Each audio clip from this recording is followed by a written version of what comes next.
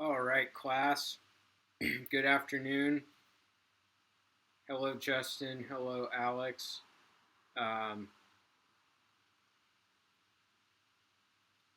I have some semi-exciting news. My forge arrived about 10 minutes ago, so I haven't opened it yet, but I will definitely post some pictures on the Discord this afternoon once I am done with my lessons for today.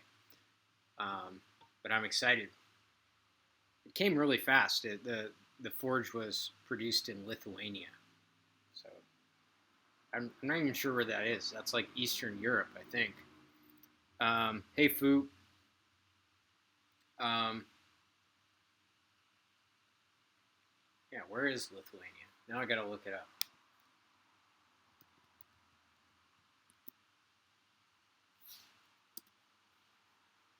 Yeah,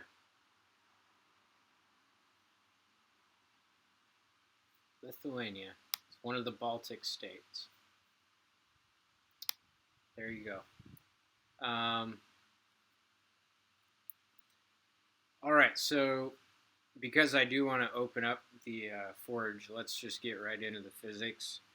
And yeah, so we can get through this lesson. So we're reviewing mechanics.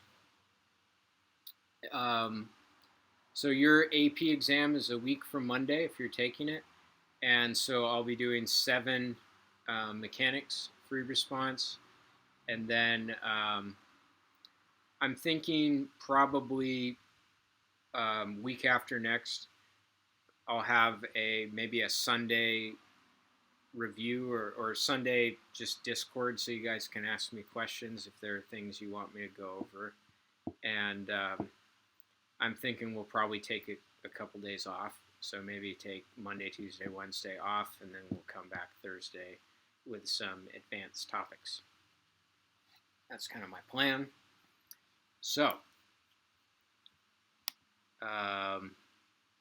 hey Rowan, hey Alex. So let's get right to it.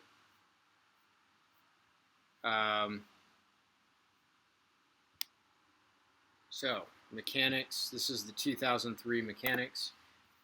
This afternoon, you guys will be working on the 2004 AP Physics C mechanics, which again, I was a senior in high school in 2004, and so that would be the AP Physics C mechanics that I took. So try it out. So we've got a box shown above is being pulled along the x-axis by a student. The box slides across a rough surface and its position x varies with time t according to the equation the. Okay, determine the speed of the box at time 0. Wow. Oh, UPS is here. It's right in front of my house, so I might be doing some more stuff.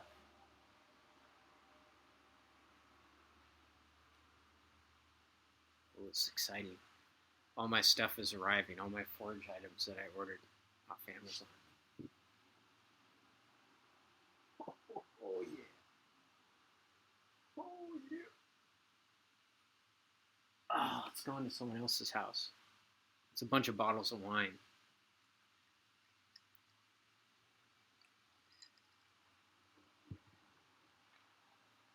All right. So basically, we're going to figure out what is dx dt. So dx dt, it looks like, is going to be, based on that position time, it's going to be 1.5 t squared plus 2. And we're evaluating that at time 0.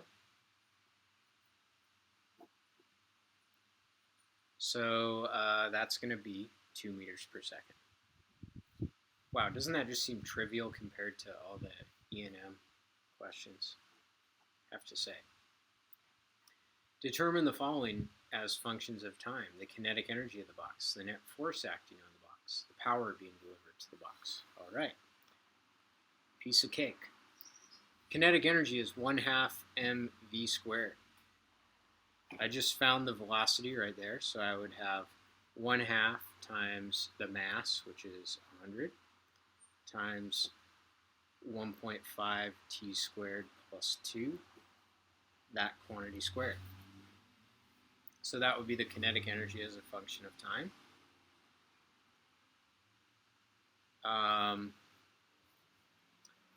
The net force acting on the box, so I'm going to get the acceleration as a function of time. That would be the derivative of the velocity. So taking the derivative of that gives me 3t. And then the force, the net force, is ma. So I'm going to take that and multiply it by m, which is 100. So I get 300t.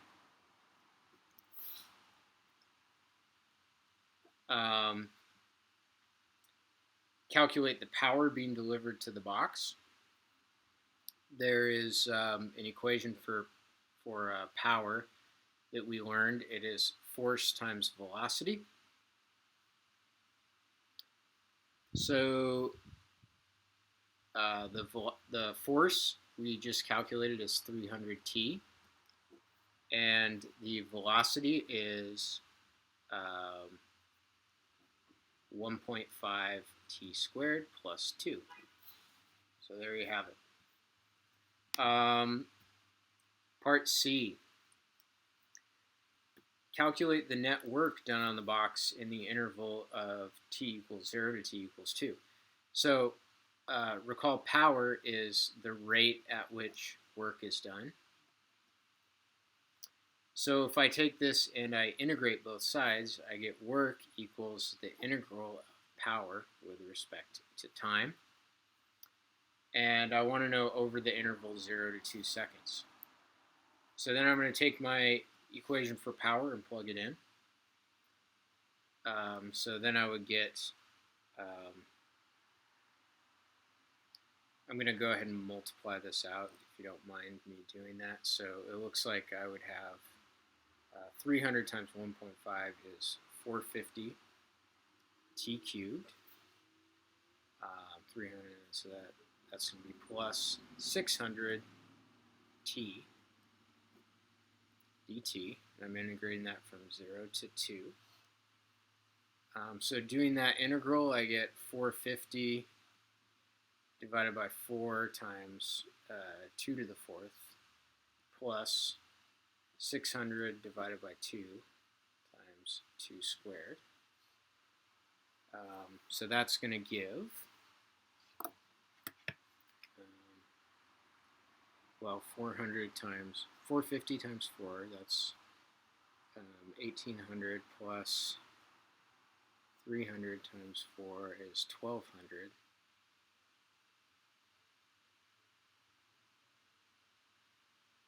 So 1800 plus 1200 should equal 3000. I think that's 3000 joules. I'm just doing the mental math, but yeah, I might be wrong on that, but it doesn't really matter. Okay, part D. Indicate below whether the work done on the box by the student in the interval t equals 0 to t equals 2 would be greater than, less than, or equal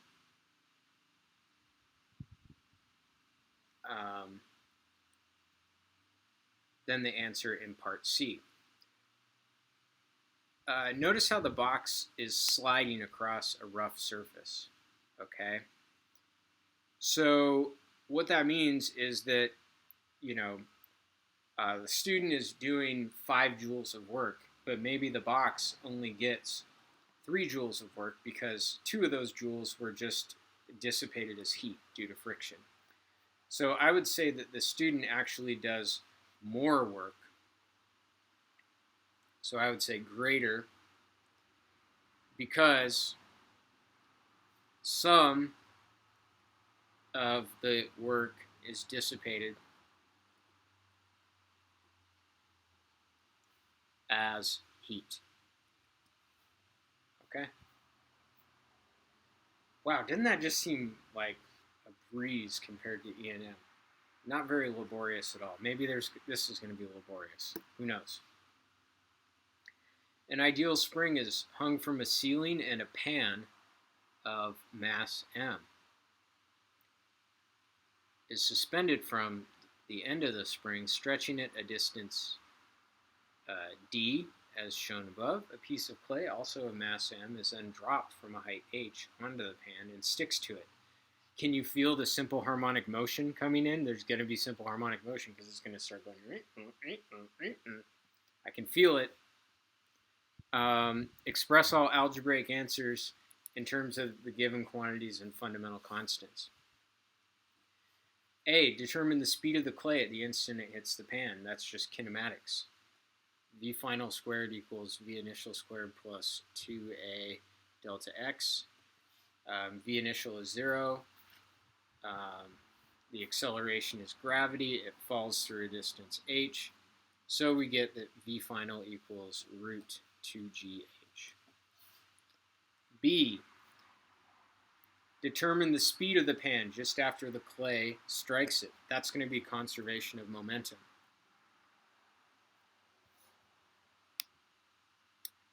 So P initial equals P final. The clay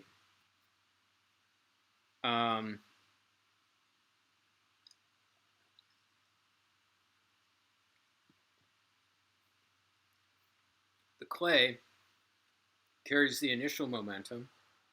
The clay and the pan is the final momentum. So we're going to have that P initial is going to be just the clay times its velocity. And then the final velocity, or the final momentum, is both of them stuck together. It's what we would call a completely inelastic collision. And the mass of the clay plus the pan is 2m times V final. So we can see that V final is actually going to be 1/2 root 2gh, which you could simplify if you wanted to. Part C, determine the period. Oh, simple harmonic motion. All right, we know that the period of simple harmonic motion is 2 pi square root of m over k. So we have to determine, we know that the mass is 2m. That's the mass that's oscillating because it's the clay stuck to the pan. As far as the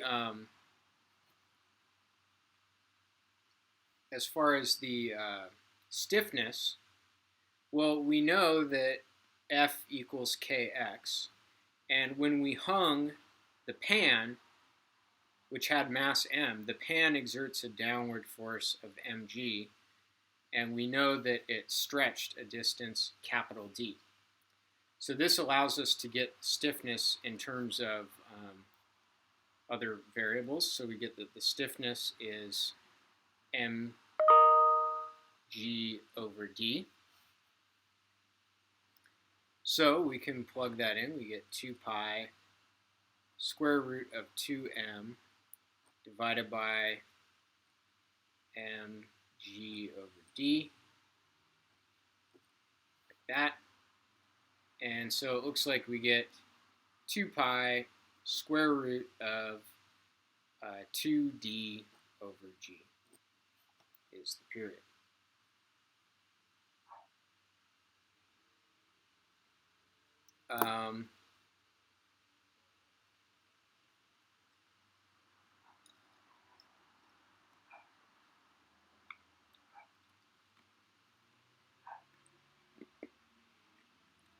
Okay.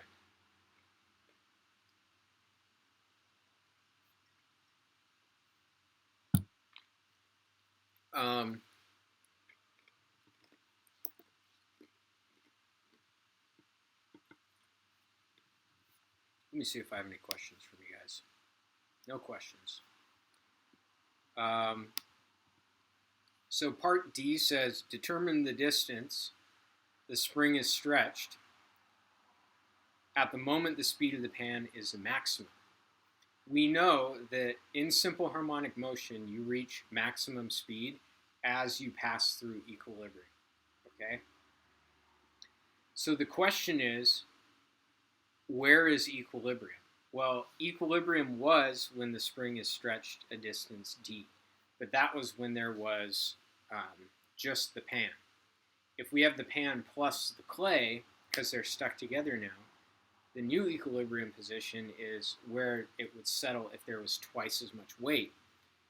It has twice as much weight when it's stretched. It's going to stretch twice as much. So it's going to have the maximum speed when it is at 2D. All right? E says the clay is now removed from the pan and the pan is returned to equilibrium at the end of the spring.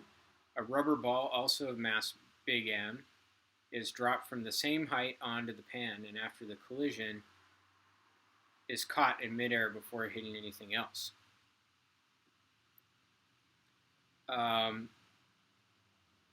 Indicate whether the period of the resulting simple harmonic motion is greater than, less than, or the same as it was in part C. So we know that the period is 2 pi square root of m over k.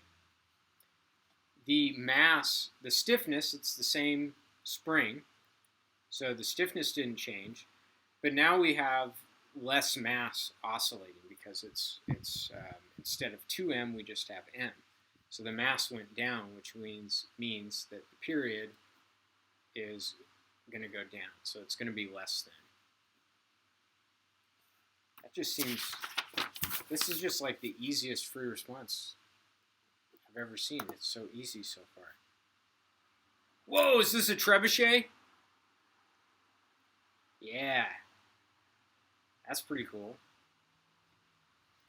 Some students build a catapult as shown above. I like this. The supporting platform is fixed firmly to the ground. The projectile of mass 10 kilograms is placed in cup A at one end of the rotating arm. The counterweight, bucket B, that is to be loaded with various masses greater than 10 kilograms is located at the other end of the arm. Now, class, I've been reading a book. I'm going to grab the book.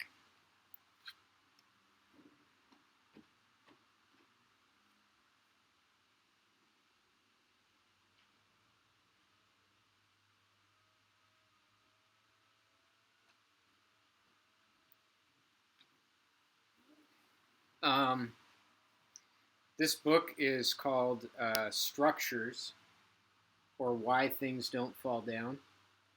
And I got it on abebooks.com for like $5 with free shipping. It's used, but I mean, it's like,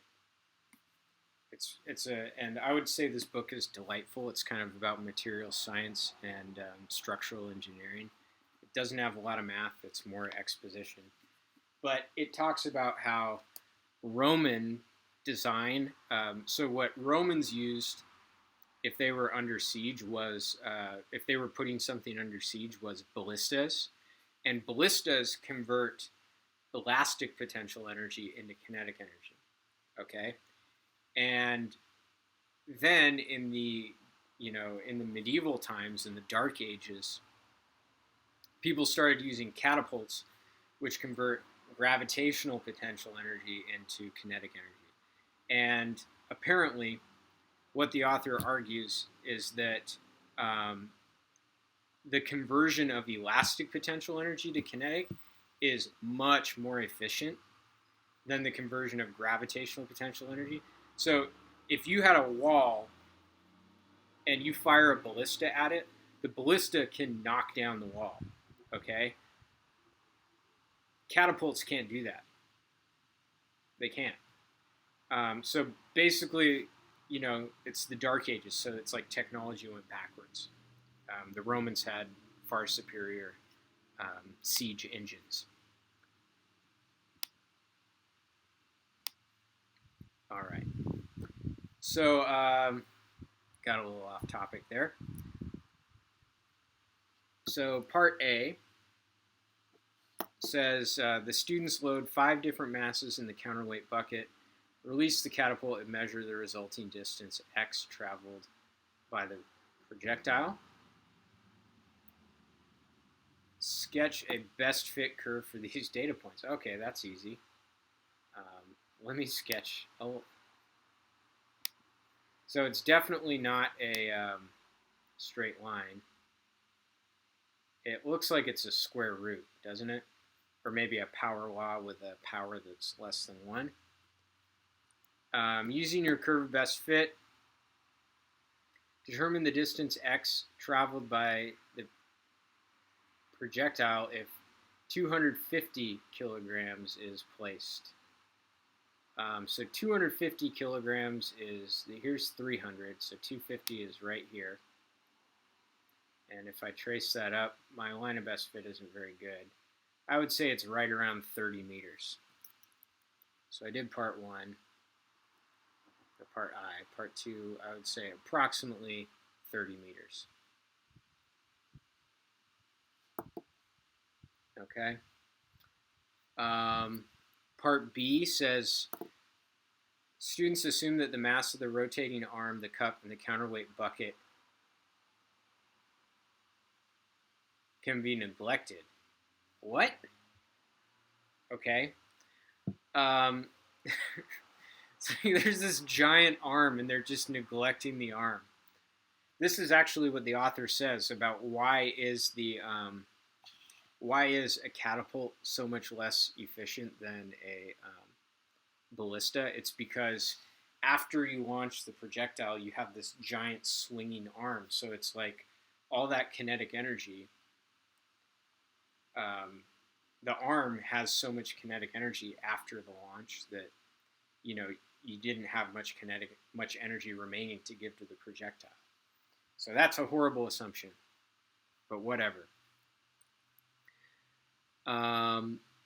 They develop a theoretical model for x as a function of the counterweight mass using the relationship x equals v sub x times t.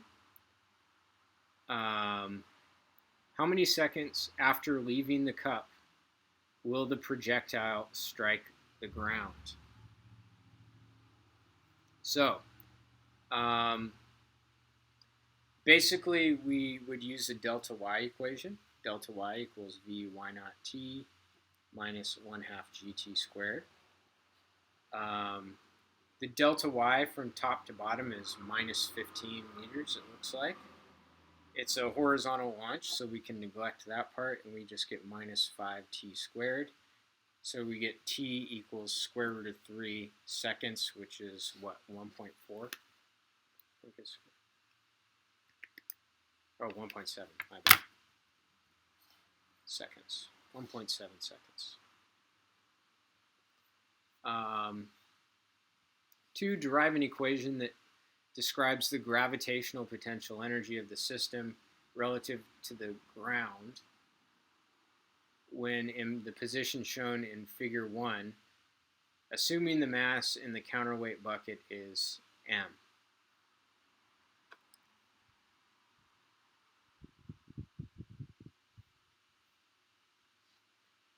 Okay. What does it say the mass of the...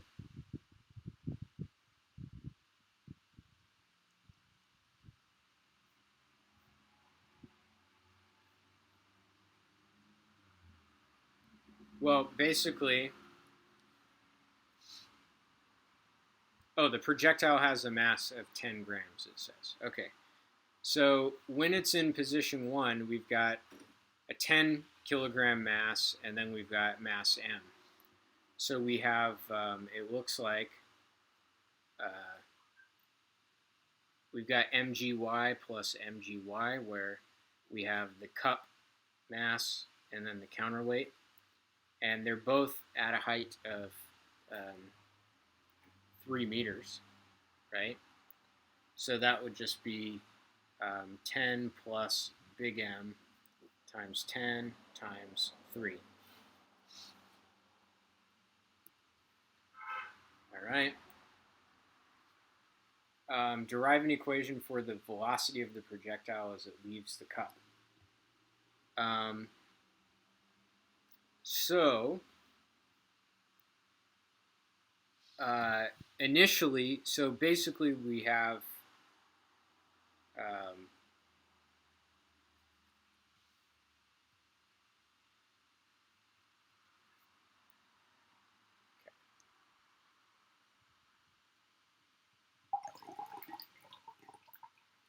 so basically we start out with gravitational potential energy, and we end up with kinetic energy and gravitational potential energy. Okay? Now, one of the things I want you to realize here, so our initial potential energy is 10 plus m times 10 times 3. Our final kinetic energy, or our kinetic energy when this thing launches, is 1/2 10 times v squared. So this is the gravitational, or this is the kinetic energy of the projectile. But then we also have to include the kinetic energy of the counterweight because they're both moving when this thing launches. So then we have 1/2 times big M times, now here's the question, what is the velocity of the counterweight compared to the projectile? So what you can see how this is 2, and that distance is 12. So that means that the counterweight has 1/6 the speed, because the ratio, it's a 12-to-2 ratio. So the counterweight has a speed of v over 6. Okay. And then how much potential energy does the projectile have? Well, it has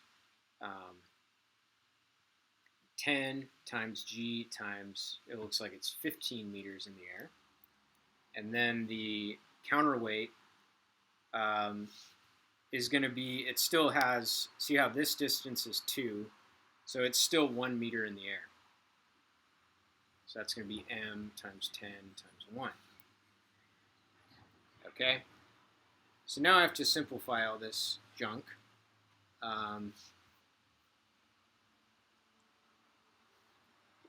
So it looks like we get 5 plus m over 72, because 6 squared is 36. 6 times 2 is 72 times v squared. Then here we have, I'm just going to simplify this. So we have 300 plus 30m. And then here we have 1,500 plus 10m.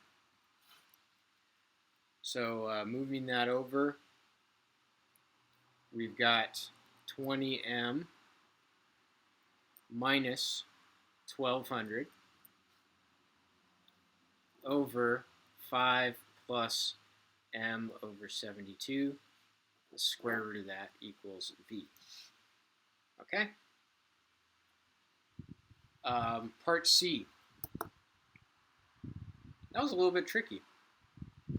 Presented a mild challenge.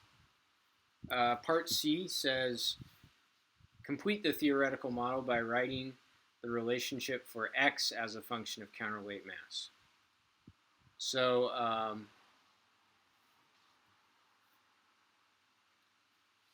all right. So that means that, so x is v times t, which I just plug that in for v, and I know that the time is 1.7. So I just get 1.7 times 20m minus 1,200, 5 plus m over 72.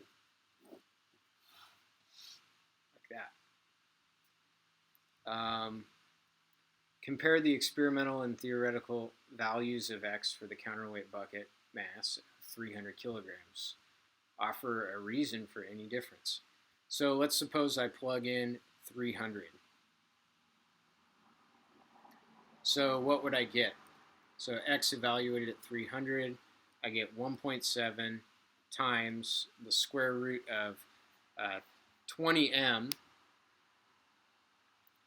is going to be 300 times 20.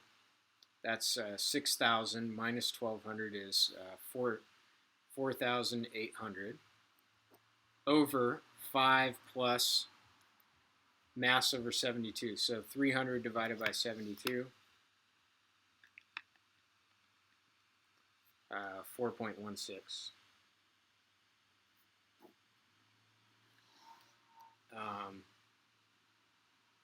So 4,800 divided by 9.16 square root times 1.7.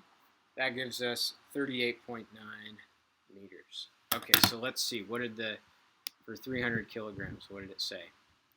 Or what did I say it was going to be for 300 kilograms?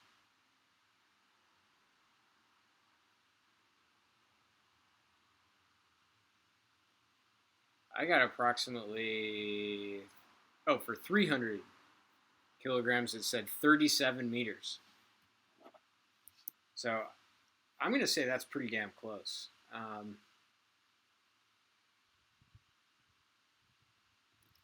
right. I don't know why it would be more.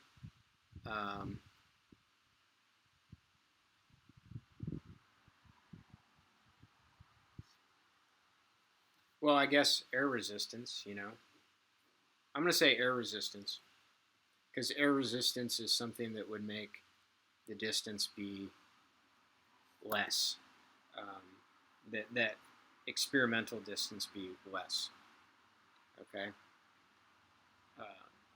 We didn't account for air resistance. All right. Let me see. This is why trebuchets are the most superior sieving.